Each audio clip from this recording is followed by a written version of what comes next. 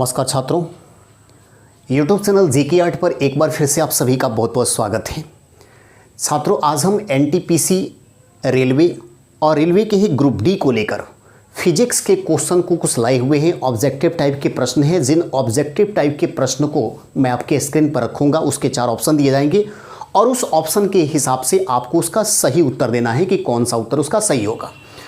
प्रश्नों की संख्या हालांकि मैं आज आपको बहुत ज़्यादा नहीं दूंगा, बहुत कम प्रश्न रहेंगे, लेकिन जिन प्रश्नों को ही मैं सामने लाऊंगा और जब उसको डिस्कस करूंगा तो उससे बहुत सारे प्रश्नों के रिजल्ट आपके सामने आएंगे। तो आज मैं पहली बार फिजिक्स को लेकर अपने YouTube चैनल पर हाजिर हूं। मुझे उम्मीद है कि आपको ये वीडियो पसंद आएगा और यदि आपको वीडियो पसंद आए तो आप निश्चित रूप से वीडियो को शेयर करेंगे, उसे लाइक करेंगे। यदि चैनल पर आप नहीं होंगे तो चैनल को सब्सक्राइब करना भी नहीं भूलेंगे। दरअसल आप अच्छी तरह से इस बात को जानते हैं कि ग्रुप डी में साइंस की उपयोगिता बहुत ज़्यादा है, उसी प्रकार से एनटीपीसी में भी साइंस की उपयोगिता को बढ़ा दिया गया है। तो साइंस को हम इग्नोर करके आगे नहीं बढ़ सकते हैं और एग्ज़ाम बहुत जल्द चूँकि होगा भी इसका, इसीलिए मैं चाहता हूं कि आप सभी पूर्ण रूप से इसकी तैयारी करें, अच्छे ढंग से तैयारी करें। आपके सामने जो कुछ भी कंटेंट जा रहा है उसको आप पढ़ें, ईमानदारी पूर्वक पढ़ें, ताकि आपको किसी भी प्रकार का कन्फ्यूज़न एग्ज़ाम में ना हो पाए और आप सही सही प्रश्नों का उत्तर दे सकें। तो आइए आज हम इस टेस्ट की शुरुआत करते हैं। आपके सामने कुछ प्रश्नों को हम रखते हैं। चलिए आइए देखते हैं। आपके लिए पहला जो क्वेश्चन है स्क्रीन पर आपके, वो ये क्वेश्चन है कि तांबे के एक टुकड़े को तथा कांच के एक टुकड़े को एक ही तापमान पर गर्म किया जाता है। ध्यान से सुनिएगा, क्वेश्चन क्या कह रहा है कि तांबे का एक टुकड़ा है और एक कांच का टुकड़ा है, ठीक है ना, और दोनों को समान टेम्परेचर पर गर्म किया गया। समान टेम्परेचर का मतलब ये हो गया कि जितना टेम्परेचर तांबे को दिया गया उतना ही टेम्परेचर कांच को भी दिया गया। तब कह रहा है उसके बाद जब उसको स्पर्श किया जाता है तो मालूम चलता है कि तांबे का टुकड़ा कांच के टुकड़े की अपेक्षा अधिक गर्म होता है।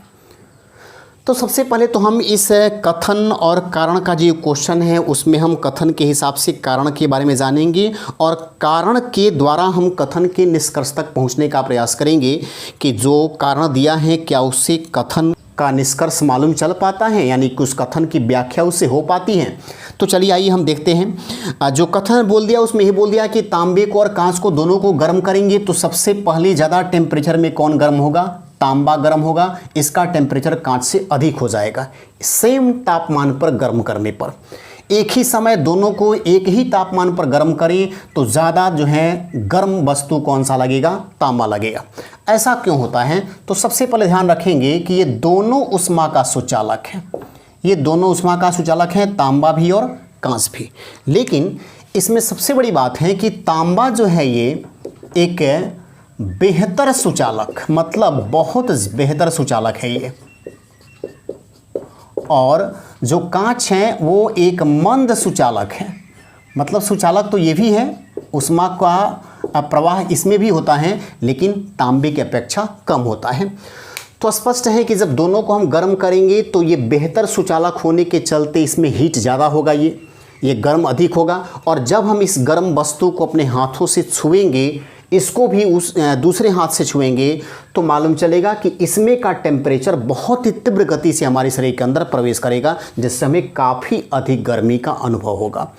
तो जो कथन दे रहा है कि तांबा और कांच दोनों को गर्म करें तो ज़्यादा इसमें गर्म कौन होगा? तांबा होगा। ये कथन तो बिल्कुल सत्य है। अब आगे कह रहा है कि तांबे का घनत्व कांच के घनत्व से अधिक होता है। तांबे का घनत्व कांच के घनत्व से अधिक होता है। चलिए इसको हम बाद में समझते हैं, घनत्व अधिक होता है कि कम होता है ये तो हम जान ही जाएंगे। हालांकि इस कारण से हमको कथन के निष्कर्ष तक पहुंचना है कि जो बातें दी गई हैं वो सही है कि नहीं है। लेकिन सबसे पहले उत्तर में आइए देखते हैं। कूट अब क्या दे रहा है आपको? कह रहा है कि ए और आर दोनों सही हैं, यानी कथन भी सही हैं और कारण भी सही हैं।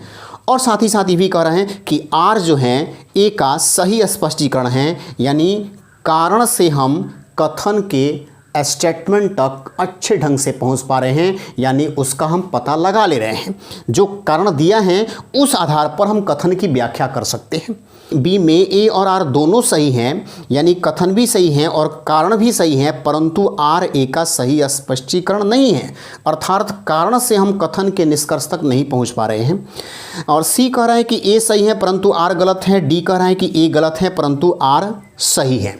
तो चलिए हम इसको बनाने का प्रयास करें और इसको समझते हैं अच्छे ढंग से कि इसका सही आंसर क्या होगा। देखिए, जो कथन दे रहा है उस हिसाब से तो आपका तांबा बिल्कुल ज़्यादा गर्म होगा, क्योंकि ये ऊष्मा का बेहतर सुचालक है। तो स्टेटमेंट यानी जो कथन है वो सही है। और डी नंबर ऑप्शन में देखिए कह रहा है कि कथन गलत है, तो डी तब होगा ही नहीं, क्योंकि कथन बिल्कुल सही है। चलिए अब दूसरा देखते हैं कि तांबे का घनत्व कांच के घनत्व से अधिक होता है। जो कारण दिया है उसमें देखिए क्या दे रहा है कि तांबे का घनत्व कांच के घनत्व से अधिक होता है। चलिए डेंसिटी देख लेते हैं दोनों का। डेंसिटी, अगर हम डेंसिटी की बात करें, तांबे के घनत्व की बात करें, तो हम आपको बताना चाहते हैं कि तांबे का घनत्व 8.96 ग्राम प्रति सेंटीमीटर क्यूब होता है। ये डेंसिटी किसका है? ये आपको तांबे का है, ठीक है ना। अब आइए थोड़ा सा देख लेते हैं कि कांच की डेंसिटी क्या होती है। कांच के डेंसिटी को देखें तो इसका होता है 2.5 ग्राम प्रति सेंटीमीटर क्यूब। तो स्पष्ट है कि ज़्यादा डेंसिटी किसका है जी? तांबे का डेंसिटी है। अर्थात आपके सामने जो दे रहा है कारण, वह कारण भी सही है। तो स्टेटमेंट भी सही है और कारण भी सही है। अब सवाल ये उठता है कि RA का सही स्पष्टीकरण है। RA का सही स्पष्टीकरण है, यानी कि हम ये कहें कि तांबा का घनत्व अधिक होता है, इसीलिए तांबा ऊष्मा का बेहतर सुचालक है। क्या ऐसा हम सोच सकते हैं? जी नहीं, ऐसा नहीं है। ये ज़रूरी नहीं है कि जिस चीज़ का घनत्व अधिक होगा उसमें ऊष्मा सुचालकता भी बेहतर होगी। ऐसा बिल्कुल नहीं है, ऐसा हम नहीं कह सकते हैं, क्योंकि सामान्य तौर पर हम आपको एक एग्जाम्पल देते हैं। जैसे एक लकड़ी हुआ तो लकड़ी ऊष्मा का सुचालक नहीं है, लेकिन पानी ऊष्मा का सुचालक है। लेकिन डेंसिटी अगर देखिएगा तो लकड़ी का डेंसिटी पानी के डेंसिटी से अधिक होता है। पानी के डेंसिटी इसका घनत्व अधिक है, इसीलिए तो लकड़ी ठोस अवस्था में होता है, जबकि पानी के डेंसिटी कम है, इसीलिए वो लिक्विड अवस्था में है। तो डेंसिटी तो लकड़ी का ही ज़्यादा है, लेकिन फिर भी जो है वो ऊष्मा का सुचालक कहाँ हुआ? तो ऊष्मा का कुचालक है, जबकि पानी ऊष्मा का सुचालक है। इसीलिए हम डेंसिटी के आधार पर अगर ये तर्क खोजें कि नहीं किसी का डेंसिटी अधिक है, तो इससे ये पता चलता है कि उसमें ऊष्मा चालकता बेहतर होगी, ये बिल्कुल नहीं कहा जा सकता है, ये ज़रूरी नहीं है। यानी हमारे कहने का मतलब ये हो गया कि जो आपका कारण दिया है उससे आपके स्टेटमेंट के निष्कर्ष तक नहीं पहुंचा जा सकता है। लेकिन अब थोड़ा सा आइए देखें यहाँ पर एक और चीज़ कि तांबे के बारे में हमने ये कहा कि यह बेहतर सुचालक है, जबकि कांच बेहतर सुचालक नहीं है। तो हम क्यों कह सकते हैं? तो देखिए कांच में क्या होता है, कांच में एक होता है बोरिक ऑक्साइड, ध्यान रखिएगा नाम, बोरिक ऑक्साइड। ये बोरिक ऑक्साइड होता है तथा साथ ही साथ होता है सिलिका। बोरिक ऑक्साइड और सिलिका कांच में होता है जो ऊष्मा चालकता को कम कर देता है। ये ध्यान रखेंगे, ऊष्मा चालकता को कम कर देता है। चलिए बहुत बड़ा रीजन यहाँ पर निकलकर सामने आ गया। तो ध्यान रखेंगे जो आपका कथन है उस हिसाब से जो कारण है वो दोनों सही हैं, लेकिन व्याख्या अगर कहा जाए तो कारण के हिसाब से कथन की व्याख्या सही तरीके से नहीं हो रहा है, इसीलिए आपका आंसर इसमें क्या बनेगा? बी नंबर आंसर आपका बनने जा रहा है। अब आइए अगले प्रश्न पर हम आते हैं। दूसरा प्रश्न आपको ये दे रहा है कि एक तीक्ष्ण वृत्ताकार पथ पर तीव्र गति से जाता हुआ 4 पहियों वाला वाहन, कह रहा है कि एक बहुत ही तीव्र घुमावदार रास्ता है इस प्रकार से, है ना, ऐसे रास्ता है एक। अब इस पर एक ट्रक जा रहा है, इस पर एक गाड़ी जा रहा है ना, और तीव्र गति से जाता हुआ 4 पहियों वाला वाहन अगर इस मुड़ाव पर अपने स्पीड को कम नहीं रखता है और उस स्थिति में अगर एक्सीडेंट हो जाता है तो क्या कह रहा है? अब ऑप्शन उसको सुनिए। कह रहा है बाहरी पहियों पर उल्टेगा, यानी जब गाड़ी का एक्सीडेंट होगा तो बाहरी पहियों पर जो है उल्टेगा, गाड़ी उस तरह से गिरेगा। दूसरा कह रहा है कि अंदर के पहियों पर उल्टेगा, यानी अंदर के पहियों पर उल्टेगा, यानी कि अंदर का पहिया जो है, जो आगे वाला पहिया है वो अंदर रहेगा वो अंदर रहेगा, बाहरी पहिया बाहर रहेगा। तो कह रहा है कि जब उलटने की बातें आएगी तो अगले यानी कि अंदर का मतलब क्या हो गया, आगे वाले चक्के पर पलटी मारेगा। और तीसरा में दे रहा है कि बाहर की तरफ फिसलेगा, जब वो गाड़ी एक्सीडेंट करेगा तो बाहर की तरफ फिसलेगा। और 4 में दे रहा है कि अंदर की तरफ फिसलेगा, अंदर की तरफ फिसलेगा। और अब अगर देखें इसके ऑप्शन को तो कह रहा है कि इसमें 1 और 3 स्टेटमेंट सही हैं, बी में दे रहा है कि 2 और 4 स्टेटमेंट सही हैं, सी में कह रहा है कि 2 और 3 स्टेटमेंट सही हैं, और डी में कह रहा है कि 1 और 4 स्टेटमेंट जो है सही हैं। तो ध्यान रखिएगा, जब भी किसी वृत्ताकार पथ पर कोई गाड़ी जा रहा हो, 2 पहियों वाला हो या 4 पहिया वाला हो, उससे कोई मतलब नहीं है, अगर वो गाड़ी मुड़ाव पर अपने स्पीड को कम नहीं करता है, सामान्य गति से उसका स्पीड ज़्यादा है और वो अपनी गति को कम नहीं करता है, तो निश्चित है कि गाड़ी वहाँ पर पलटेगा, मुड़ाव पे गाड़ी पलटेगा। और जब गाड़ी पलटता है तो यही पूछा है कि किस तरह से पलटेगा, यानी उसमें क्या क्या कंडीशन बन सकते हैं, भीतरी पहियों पर पलटेगा कि बाहरी पहियों पर पलटेगा, बाहर की ओर फिसलेगा कि अंदर की ओर फिसलेगा, यही पूछा गया है। तो ध्यान रखेंगे, जब भी यहाँ पर मुड़ाव पर जब है गाड़ी ये घूमेगी, ऐसे टर्न करेगी, तो जब टर्न करेगा ना तो क्या होगा कि इस स्थिति में जो अंदर की ओर जो यहाँ पर केंद्र बन रहा है, मतलब इस वृत्ताकार रास्ते पर यहाँ पर जो ये वृत्ताकार तीव्र जो मोड़ बन रहा है, इसके अंदर यहाँ पर केंद्र है इसका, तो इस केंद्र की तरफ क्या होगा कि ये इस वस्तु को अंदर की ओर खींचेगा, उसको अंदर की ओर खींचेगा।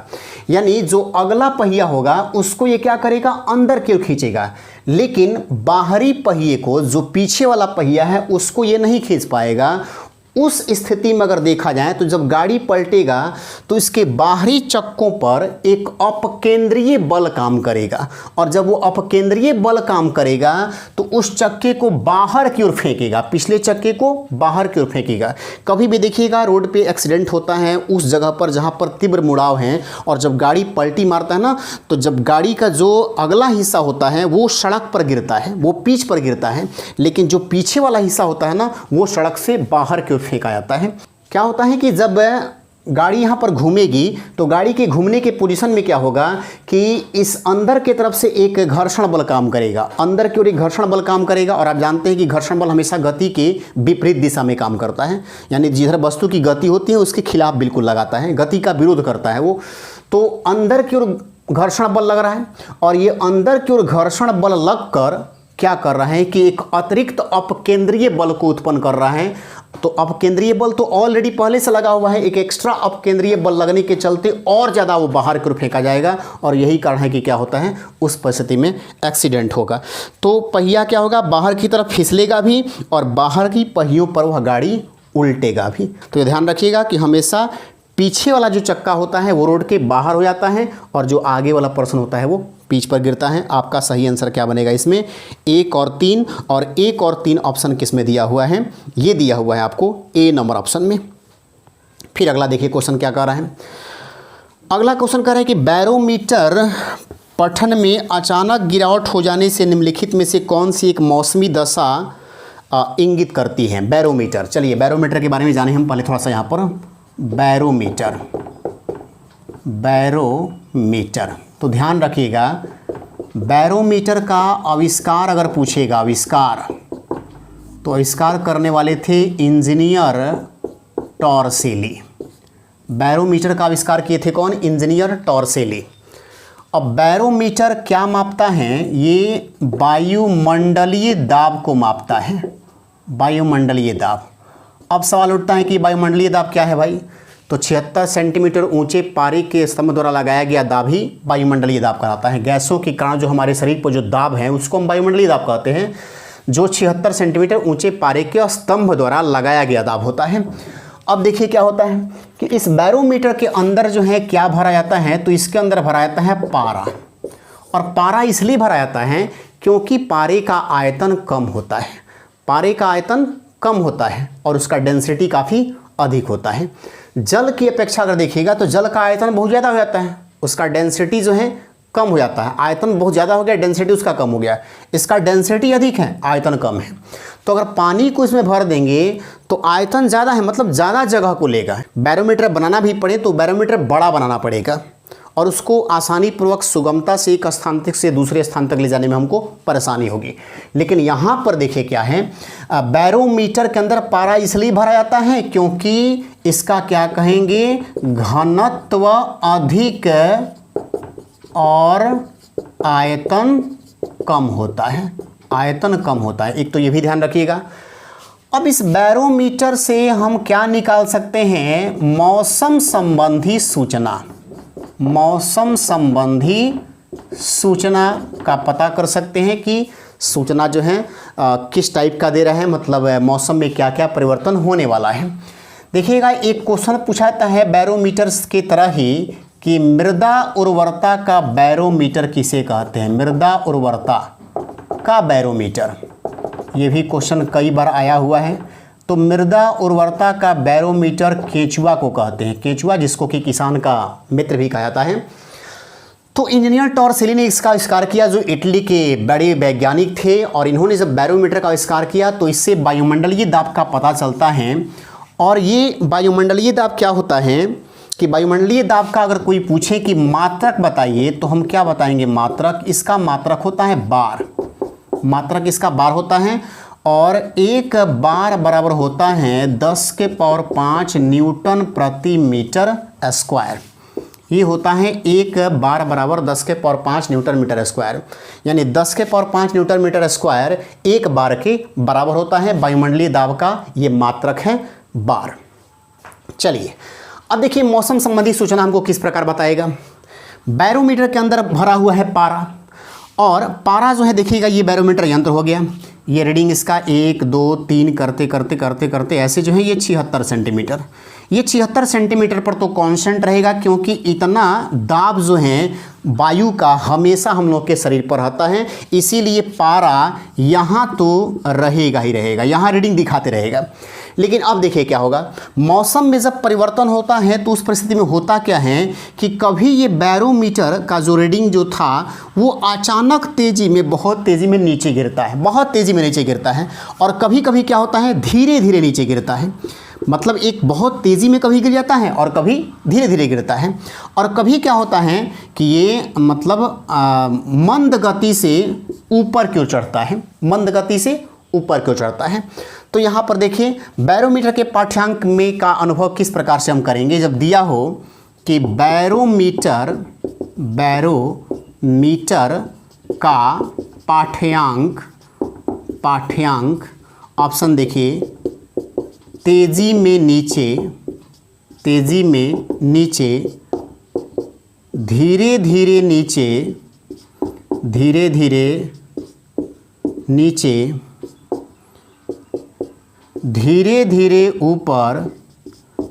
धीरे ऊपर, चौथा कंडीशन दे रहे हैं तेजी में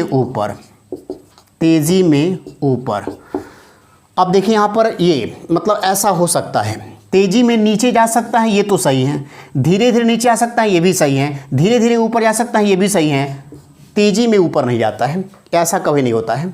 बैरोमीटर के पाठ्यांकों का देखिएगा तो ये तेज़ी में ऊपर नहीं जाएगा, ये 3 कंडीशन बनेगा, और जब ये 3 कंडीशन बनेगा तो इससे कुछ ना कुछ परिवर्तन आएगा। क्या परिवर्तन आएगा उसको भी देखिए। अब क्या परिवर्तन आएगा, एक कहता है ऑप्शन आंधी तूफान, ये इंडिकेट कर सकता है, एक इंडिकेट कर सकता है वर्षा, और एक इंडिकेट कर सकता है दिन साफ होना, मतलब मौसम साफ होगा। तो अब आपको यही क्वेश्चन दे देगा कि बैरोमीटर के पाठ्यांक में अगर तेज़ी में नीचे क्यों गिरे तो ये क्या संकेत देता है बताइए, आंधी तूफान आएगा, वर्षा आएगा, कि दिन साफ होगा, कि क्या हो। तो इसमें तो एक कंडीशन पूछा है शायद क्वेश्चन में, देखिए देखते हैं एक बार फिर से। क्वेश्चन में दे रहा है कि बैरोमीटर के पठन में अचानक गिरावट माने तेज़ी में नीचे गिरे, चलिए ये वाला पूछा है। तब कह रहा है कि क्या होगा उससे क्या होगा। अब इसमें से कोई भी एक ऑप्शन का आपको उत्तर देना है। तो चलिए हम सब के बारे में जानने का यहाँ पर प्रयास करें, हम क्या कह सकते हैं। सबसे पहले आप ध्यान रखिएगा कि हम सोचते हैं आंधी तूफान के बारे में। चलिए हम आंधी तूफान के बारे में सोचते हैं सबसे पहले। तो मुझे एक बात बताइए कि आंधी तूफान कभी भी धीमे नहीं आ सकता है, नाम ही है इसका आंधी तूफान। तो आंधी तूफान का सीधे मतलब है कि जो बहुत ज़ोर से आए, काफ़ी तेज़ी में आए। तो इसका मतलब हो गया कि धीमे वाला अगर कहीं पर आंसर होगा तो वो तो बनेगा ही नहीं।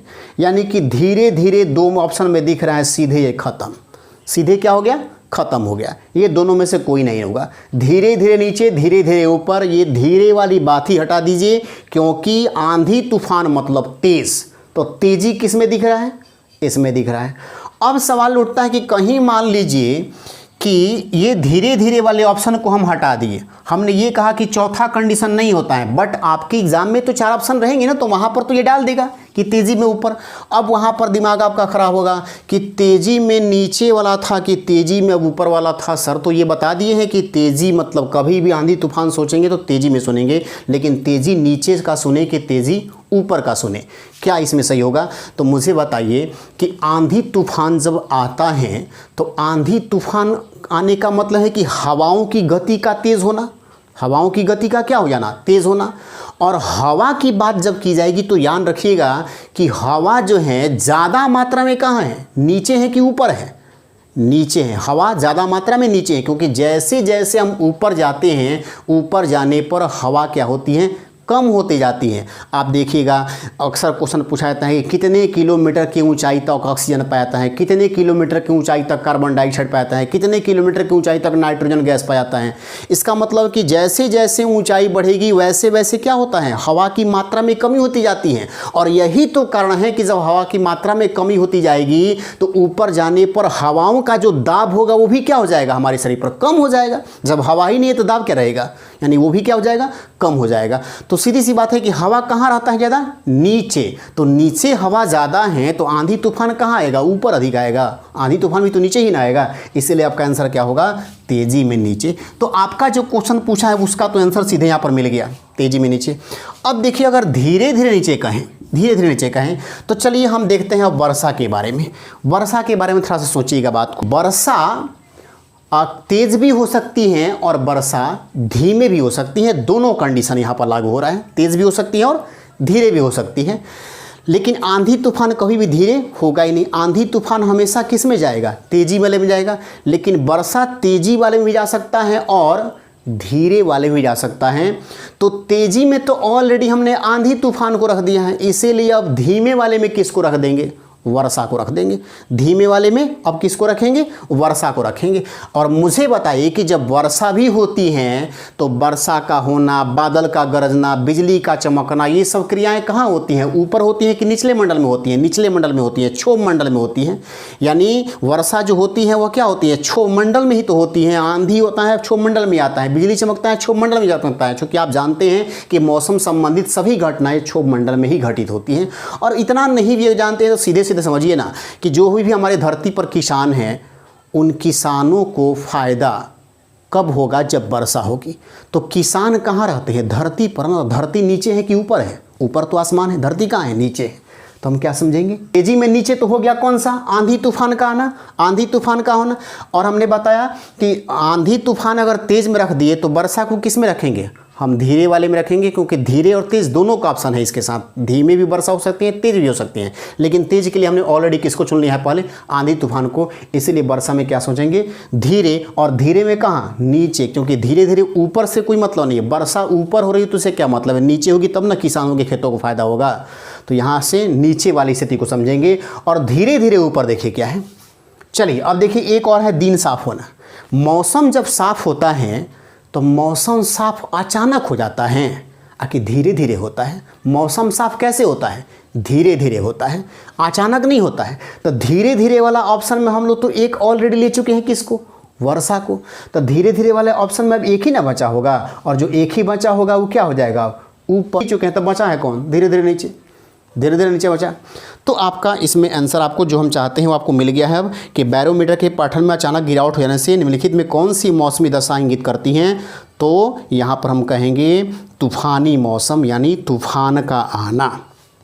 चलिए अब आइए हम नेक्स्ट क्वेश्चन की ओर बढ़ें। अगला क्वेश्चन कह रहा है निम्न तापमान किसके द्वारा मापा जाता है।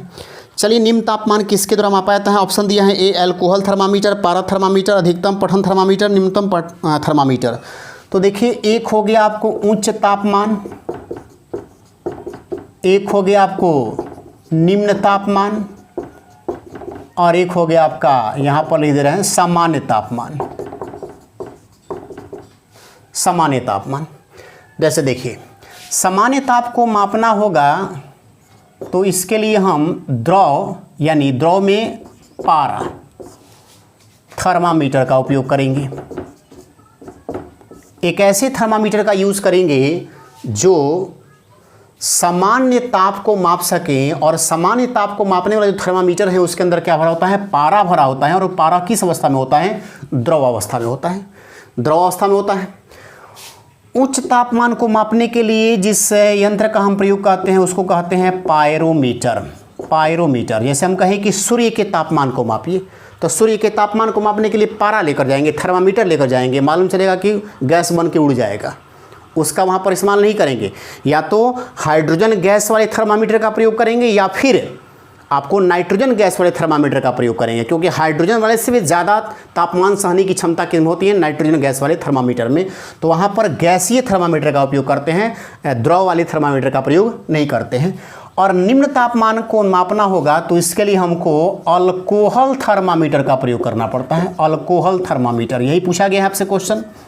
अब देखिए कैसे, जैसे पारा अगर देखिएगा, जो पारा होता है जो थर्मामीटर के अंदर होता है, जिससे बुखार वगैरह भी लोग मापते हैं, तो वो पारा जो होता है उसके उच्च और निम्न टेम्परेचर सहने की क्षमता को आपको हम बता दे रहे हैं कि वह कम से कम, देखिए यहाँ पर -39 डिग्री सेल्सियस तापमान अगर ले जाएंगे माइनस में, तो ये पारा क्या हो जाएगा, जम जाएगा, यानी ये पारा यहाँ पर जाकर जम जाता है।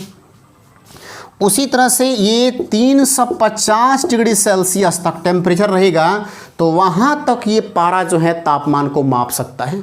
अब ये मत सोचिएगा कि थर्मामीटर में तो 350 डिग्री सेल्सियस नहीं होता है, थर्मामीटर में तो बहुत कम होता है। अरे भाई, थर्मामीटर में 350 डिग्री सेल्सियस तक तापमान क्यों देगा, उतना सहने की क्षमता व्यक्ति में है कहाँ, उससे बहुत कम रहेगा तभी व्यक्ति जो है मर जाएगा। यानी कि आप जानते हैं कि 37 डिग्री सेल्सियस तक हमारे शरीर का तापमान होता है।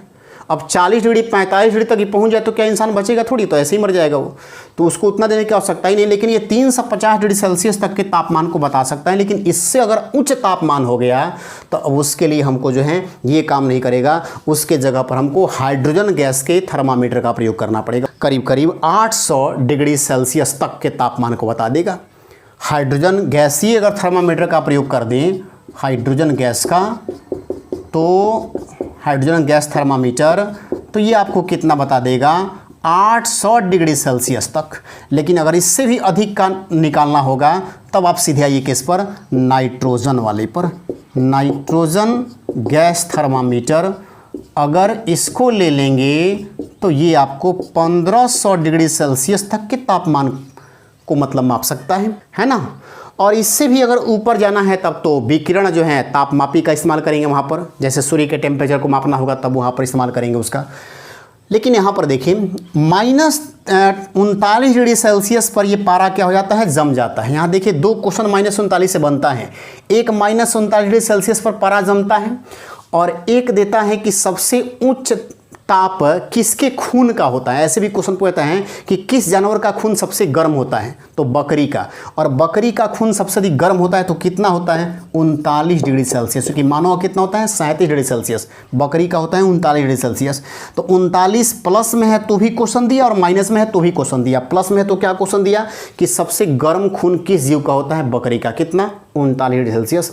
-39 डिग्री सेल्सियस है तब भी क्वेश्चन बना, क्या क्वेश्चन बना कि पारा कितना डिग्री पर जम जाता है, -39 डिग्री सेल्सियस पर।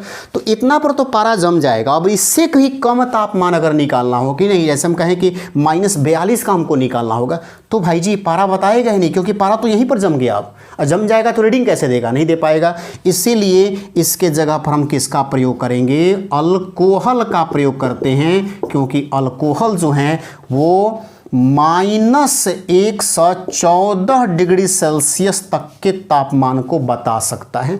-114 डिग्री सेल्सियस तक के तापमान को अल्कोहल बता देगा। इतना जब टेम्परेचर माइनस में हो जाएगा तब अल्कोहल भी वहाँ पर जाकर अब जम जाएगा, क्योंकि अगर इससे भी अगर आपको नीचे -115 में जाकर अगर नापना होगा तो वहाँ पर अल्कोहल भी आपको काम नहीं करेगा।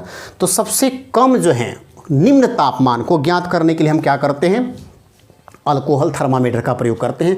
वैसे भी ध्यान रखिएगा कि सैद्धांतिक रूप से किसी भी वस्तु के मैक्सिमम टेम्परेचर के बारे में पता नहीं लगाया सकता है, लेकिन मिनिमम टेम्परेचर के बारे में पता लगाया जा सकता है। और किसी वस्तु का जो मिनिमम टेम्परेचर हो सकता है, कम से कम टेम्परेचर हो सकता है -273.16 डिग्री सेल्सियस, और सबसे न्यूनतम ताप माने इससे अब कम नहीं होगा। इसी को हम लोग बहुत शानदार क्वेश्चन में देते हैं परम शून्य ताप। ये कहा जाता है परम शून्य ताप, याद रखिएगा। -273.16 डिग्री सेल्सियस क्या कहलाता है? परम शून्य ताप। यानी किसी भी वस्तु का तापमान इससे अधिक कम नहीं हो सकता है। मैक्सिमम कितना हो सकता है ये कहा नहीं जा सकता है। चलिए फिर हम अगले क्वेश्चन की तरफ बढ़े। अगला क्वेश्चन दे रहे हैं कि सूर्य की फोटोग्राफी के लिए निम्न उपकरण का प्रयोग किया जाता है। सूर्य की फोटोग्राफी के लिए निम्न उपकरण का प्रयोग किया जाता है। चलिए ऑप्शन दे रहे हैं क्या? स्पेक्ट्रोहीलियोग्राफ, जी यही आंसर हो जाएगा। स्पेक्ट्रोहीलियोग्राफ यही होगा इसका राइट आंसर, हीलियोग्राफ यही इसका आंसर होगा। यानी सूर्य की फोटोग्राफी, ये बिल्कुल सही है। सूर्य की फोटोग्राफी इसी से मालूम होता है। अब देखिए आगे क्या दे रहा है कि सोनार। ये सोनार जो हैं ये क्या मालूम चलाएगा? तो डूबी हुई वस्तुओं का पता लगाने के लिए, समुद्र में या जल में डूबी हुई वस्तु का पता लगाना, वस्तु का पता लगाना। ये कैसे लगा लेता है? तो ये अल्ट्रा वायोलेट रे निकालता है, और इस अल्ट्रा वायोलेट रे के माध्यम से हम उस वस्तु का पता लगा लेते हैं कि वो समुद्र में कहाँ डूबा हुआ है। जैसे देखिएगा टाइटैनिक जो पिक्चर है, जो 1912 ईस्वी में जो जहाज़ डूबा था टाइटैनिक, वो जहाज़ जो है इसी सोनार यंत्र से ढूंढ निकाला गया कि ये जहाज़ जो है समुद्र की तली में अपनी अटलांटिक महासागर में कहाँ बैठा हुआ है, और वहीं से कुछ चीज़ों को निकाला गया पता लगाकर। उसके बाद उसी पर आधारित ये पिक्चर जो है बनाया गया था टाइटैनिक, जो कि सबसे अधिक बार ऑस्कर अवार्ड जीतने वाली पिक्चर है। तो यहाँ पर ध्यान रखेंगे, सोनार से हम समुद्र में कोई वस्तु, जल में कोई वस्तु डूब गई है तो उसका हम पता लगा सकते हैं। और साइक्लोट्रॉन दिया है, सी में क्या दे रहा है? साइक्लोट्रॉन। इससे क्या पता लगाते हैं? ट्रांसम्यूटेशन का पता लगाते हैं। ट्रांसम्यूटेशन का पता, तत्वांतरण का पता है ना। रेडियोधर्मिता में इसका उपयोग किया जाता है। परमाणु बम वगैरह को विकसित करने में काफ़ी इसका हेल्प मिला है। बहुत सारा प्रयोग है साइक्लोट्रॉन का। उसके बाद देखिए एक दिया है सिस्मोग्राफ। तो ये तो आप अच्छी तरह से जानते हैं कि सिस्मोग्राफ किस में आता है? तो भूकंप का पता लगाने के लिए। सिस्मोग्राफ किसके लिए है? भूकंप, है ना। सिस्मोग्राफ से क्या पता लगा लेते हैं? भूकंप का पता लगाते हैं। तो ये आपका क्वेश्चन का आंसर रहा। इसमें कौन सा कि सूर्य की फोटोग्राफी के लिए कौन सा आंसर होगा? स्पेक्ट्रोहीलियोग्राफ। चलिए आइए हम अगले सवाल की तरफ बढ़े। निम्न में कौन सा सदा उस वस्तु की छोटी छवि बनाएगा जो उसके सामने रखी जाए? समतल दर्पण। चलिए समतल दर्पण। उसके बाद हैं उत्तल दर्पण, उत्तल दर्पण, फिर हैं उत्तल लेंस, लेंस भी दे दिया है, और अवतल दर्पण दिया है, अवतल दर्पण। चलिए इसमें सबसे पहले तो उत्तल लेंस को काट देंगे हम, क्योंकि लेंस द्वारा छवि बनाया ही नहीं जाएगा। लेंस से होकर प्रकाश इस पार से उस पार निकल जाता है। छवि हमारी तभी बनेगी जब उस दर्पण का एक सतह रंगा हुआ हो, और लेंस में कोई भी सतह रंगा हुआ होता ही नहीं है, इसलिए लेंस को तो पहले ही हटाइए। अब आपके बचे कौन? 3 ऑप्शन बच रहे हैं कि वस्तु की छोटी छवि, उसका प्रतिबिंब जो है कौन छोटा बनाएगा? समतल दर्पण की उत्तल दर्पण या अवतल दर्पण। तो एक क्वेश्चन पूछा जाता है मैट्रिक में, अक्सर आप पढ़े होंगे, पूछा जाता है कि आपके सामने 3 दर्पण दिए गए हो, समतल दर्पण, उत्तल दर्पण, अवतल दर्पण।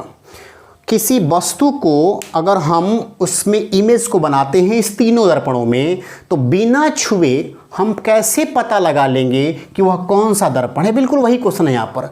तो देखिए समतल दर्पण में क्या होता है कि वस्तु के बराबर प्रतिबिंब बनता है, वस्तु के बराबर। जितना बड़ा वस्तु रहेगा उतना ही बड़ा उसका इमेज बनता है, उतना ही बड़ा इमेज बनता है।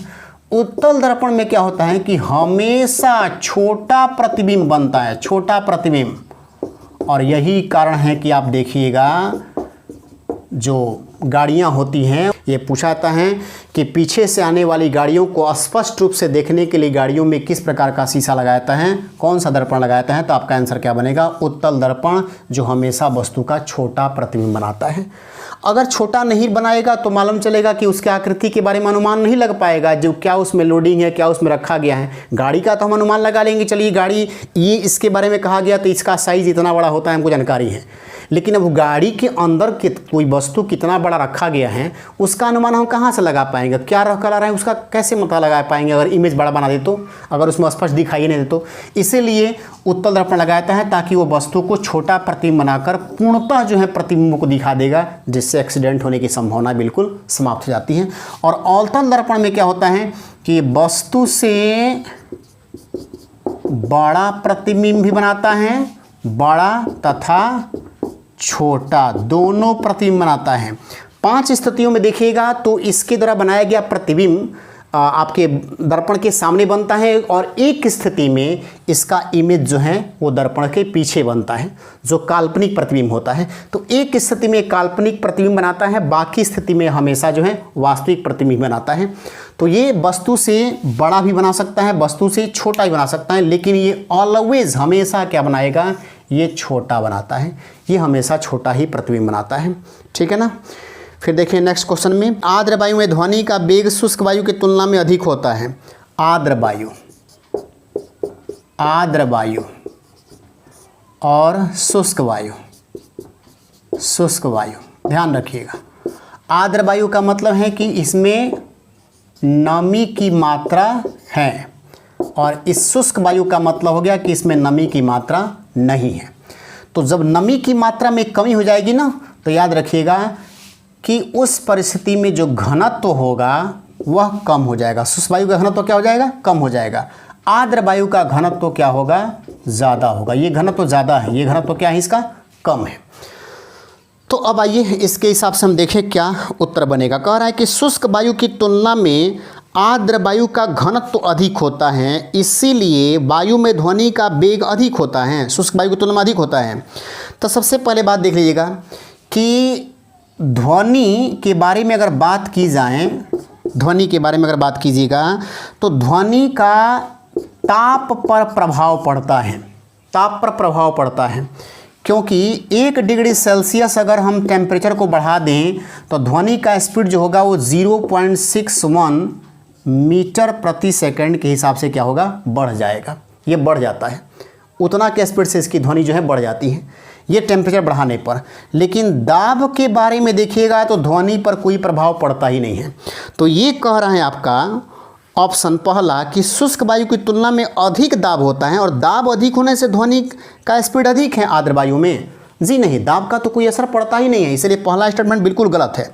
दूसरा कह रहे हैं कि शुष्क वायु की तुलना में घनत्व कम होता है, शुष्क वायु की तुलना में आर्द्र वायु का घनत्व कम होता है। नहीं, आर्द्र वायु का घनत्व क्या होता है? ज़्यादा होता है, ये तो होगा ही नहीं। शुष्क वायु की तुलना में दाब कम होता है, शुष्क वायु की तुलना में दाब कम होता है आर्द्र वायु का। जी नहीं, गलत है, अधिक होता है, ये भी नहीं होगा।